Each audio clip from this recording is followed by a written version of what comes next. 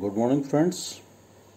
आज हम चर्चा कर रहे हैं महाराजा गंगा सिंह विश्वविद्यालय के बीए पार्ट फर्स्ट सोशोलॉजी के पहले पर्चे प्रिंसिपल्स ऑफ सोशोलॉजी और राजस्थान विश्वविद्यालय के बीए पार्ट फर्स्ट सोशोलॉजी के पहले पर्चे इंट्रोडक्शन टू सोशोलॉजी की, और दोनों ही विश्वविद्यालयों के पाठ्यक्रम के संदर्भ में हमने जिस टॉपिक का चयन किया है वो है संस्कृति।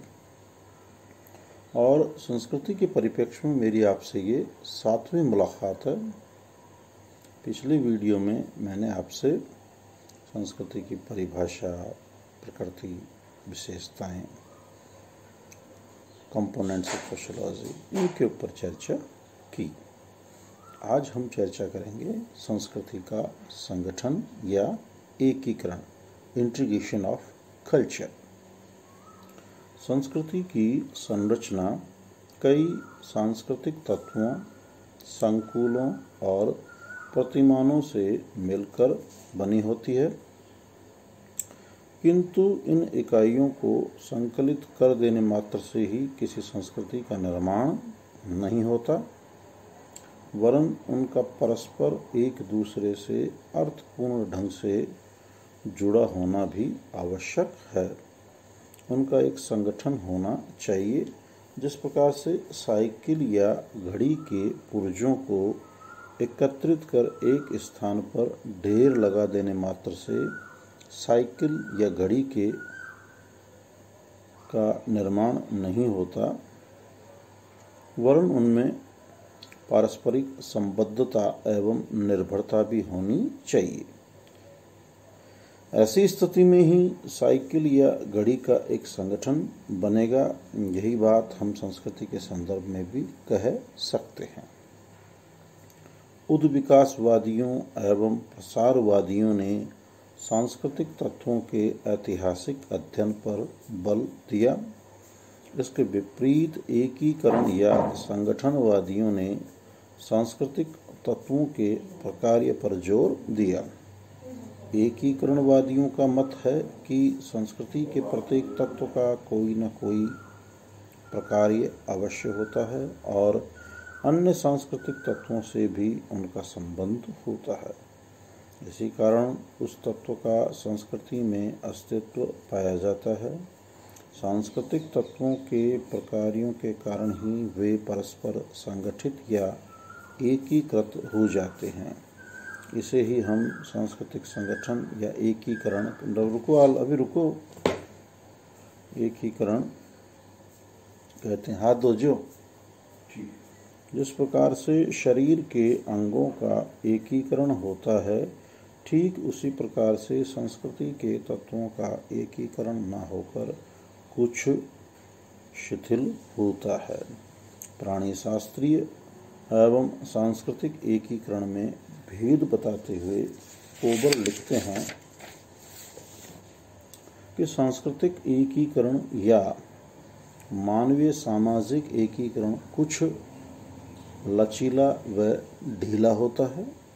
यह विभिन्न अंगों, अधिकतर भीतर की ओर प्रभावित होने वाले अंगों को कार्य के लिए उचित बनाने के लिए व्यवस्थापन है, अकोमोडेशन है।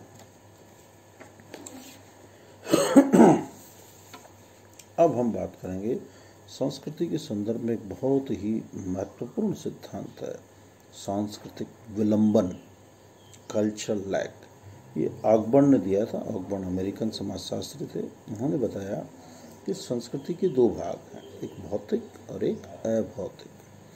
जब भौतिक संस्कृति में बहुत तेजी से परिवर्तन होता है और वो बहुत आगे निकल जाती है, लेकिन अभौतिक संस्कृति पीछे रह जाती है, पिछड़ जाती है, और इन दोनों के बीच के अंतराल को ही उन्होंने कहा सांस्कृतिक विलंबन।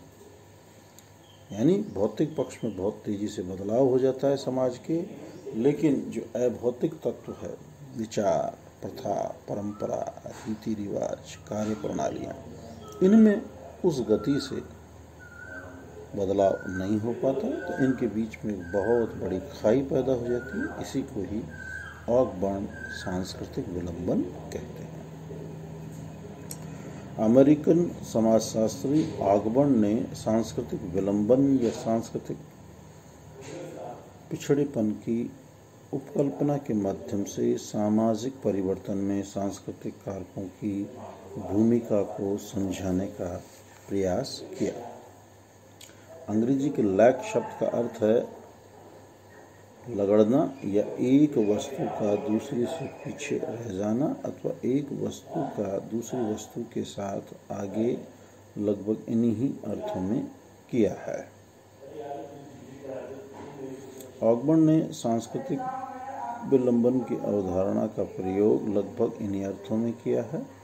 ऑकबर्न ने अपनी पुस्तक सोशल चेंज 1922 में सामाजिक परिवर्तन के सांस्कृतिक विलंबन नामक सिद्धांत का प्रतिपादन किया। उन्होंने संस्कृति को दो भागों में बांटा, भौतिक एवं अभौतिक। भौतिक संस्कृति के अंतर्गत हजारों भौतिक वस्तुएं जैसे वायुयान, रेल, पंखा, घड़ी, बर्तन, फर्नीचर, वस्तु, पुस्तकें आदि आते हैं, जबकि अभौतिक में धर्म, कला, दर्शन, ज्ञान, विज्ञान, विश्वास, साहित्य आदि आते हैं। ऑकबर्न की मान्यता है कि पिछले कुछ वर्षों में दोनों ही संस्कृतियों में बहुत विकास हुआ है। उनका मत है कि अभौतिक संस्कृति की तुलना में भौतिक संस्कृति तीव्र गति से बदलती है। पिछले कुछ वर्षों में आविष्कारों के कारण भौतिक संस्कृति में बहुत परिवर्तन हुए हैं।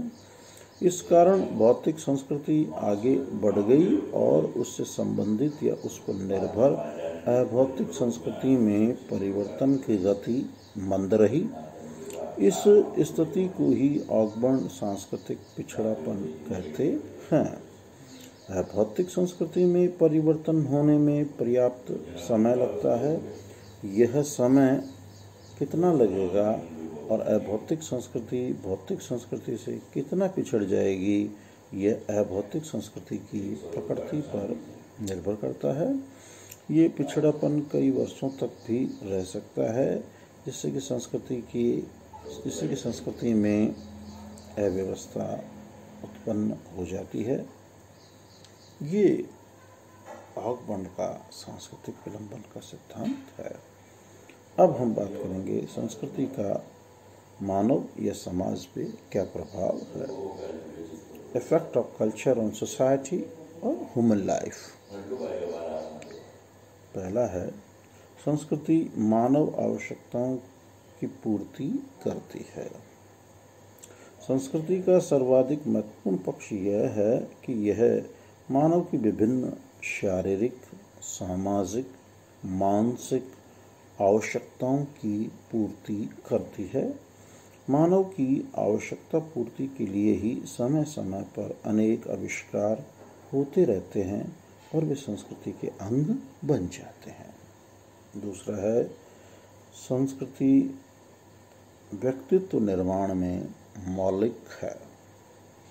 प्रत्येक मनुष्य किसी न किसी संस्कृति में जन्म लेता है। उनका पालन पोषण किसी सांस्कृतिक पर्यावरण में होता है। प्रत्येक व्यक्ति अपनी संस्कृति को ग्रहण करता है और अपने व्यक्तित्व में उसको आत्मसात कर लेता है। इसलिए ही कहा जाता है कि व्यक्ति संस्कृति का आत्म विषयिक पक्ष है। व्यक्तियों में भिन्नता सांस्कृतिक भिन्नता के कारण ही होती है। तीसरा जो इसका प्रभाव है वो यह है कि संस्कृति मानव को मूल्य एवं आदर्श प्रदान करती है। प्रत्येक व्यक्ति अपनी संस्कृति के आदर्शों एवं मूल्यों के अनुरूप ही समाज में व्यवहार करता है। आदर्शों एवं मूल्यों की अवहेलना करने पर व्यक्ति को सामाजिक तिरस्कार का सामना करना पड़ता है। चौथा है, संस्कृति मानव की आदतों का निर्धारण करती है। प्रत्येक चूंकि प्रत्येक मनुष्य किसी न किसी पूर्व प्रचलित संस्कृति में ही जन्म लेता है, अतः संस्कृति ही व्यक्ति के खान पान और वेशभूषा से संबंधित तथा आदतों का निर्धारण करती है। पांचवा है, संस्कृति नैतिकता का निर्धारण करती है। समाज में उचित एवं अनुचित का निर्धारण संस्कृति की प्रतिमानों के आधार पर ही होता है। संस्कृति ही व्यक्ति में नैतिकता एवं उचित और अनुचित के भाव उत्पन्न करती है। नेक्स्ट है, संस्कृति व्यवहारों में एक रूपता लाती है। एक संस्कृति से संबंधित सभी व्यक्तियों के व्यवहारों, रीति रिवाजों, प्रथाओं, लोकाचारों, मूल्यों, आदर्शों एवं नैतिकता में समानता पाई जाती है। सभी व्यक्ति उनको समान रूप से मानते हैं और उनके अनुरूप आचरण करते हैं। इससे समाज में समानता एवं एक रूपता पैदा होती है।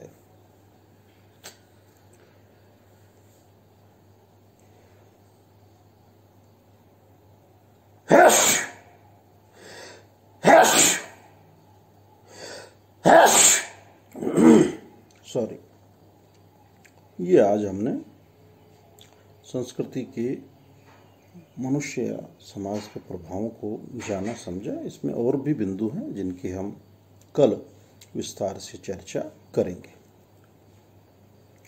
मित्रों, प्रत्येक वीडियो के अंत में मेरी आपसे यह सलाह रहती है कि आप इन वीडियोस को ज़्यादा से ज़्यादा देखें, लाइक करें, सब्सक्राइब करें, अपने उन मित्रों साथियों तक अवश्य पहुंचाएं जिनके पास किन्हीं कारणों से ये वीडियोस नहीं पहुंच रहे हैं। और इन वीडियोस को देखने के साथ साथ आपकी जो कोई समस्या है, जिज्ञासा है, कोई बात है, कोई आपके मन में कोई प्रश्न उमड़ घुमड़ रहा है, तो उससे मुझे अवश्य अवगत कराएं। इसके लिए आप इनबॉक्स में आके कमेंट कर सकते हैं। अपनी समस्या जिज्ञासा आप जान सकते हैं। और दूसरी महत्वपूर्ण बात है मित्रों, जिसको कि मैं बार बार आपसे रिपीट करता हूँ, अभी कोरोना गया नहीं है।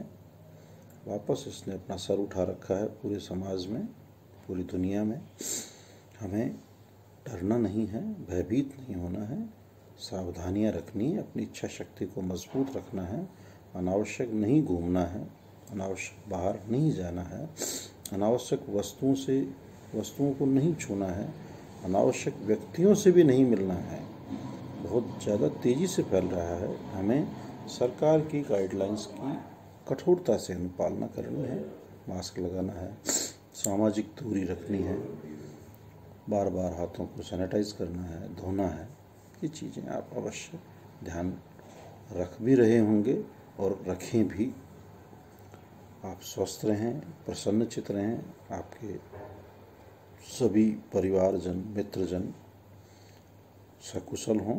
इन्हीं मंगल कामनाओं के साथ आप सभी को सुप्रभात।